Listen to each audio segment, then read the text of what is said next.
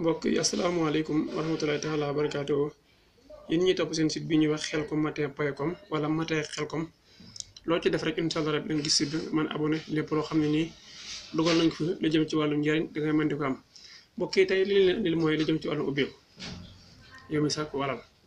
yow mi sàkku ay taalibe yow mi sax mi nekk ci place incha allah rek mën ko def mooy lan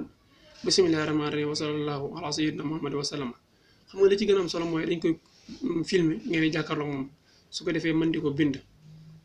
yaakaar naa moom Xelcom matin nga ko mën a am wala matin Xelcom boo ci def danga ko gis incha allah rabbi soo bindee Xelcom matin soo demee matin Xelcom nga gis mu ne ku bëgg ubbeeku ci wàllu mbooloo wala kuy sàkku ay taalibe wala barke wala wërsëg ci nit ñi sopp la waaw maanaam nga bëgg nit ñi sopp la bëggal loolu lii ngay bind téere incha allah rabbi muy lan surtout Yuusuf ba mu jeex mim ngu ne incha allah mim gu àgg da koy ubbi yaatal mim nga dugal ci suy ne li seen këfar xayaat dunya waaye yasxaruuna min lazina aamanu wala seen taxaw fawqahum yawmal qiyaamati wala yarzuqu man yashaa'u bi xayri hisaabin mu ngi bind ba saar ba jeex nga def ko ba saar ba jeex incha allah bi nga suul ko sa digg kër wala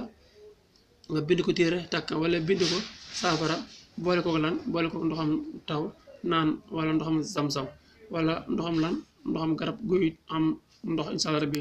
mooy garab yi nga xam ne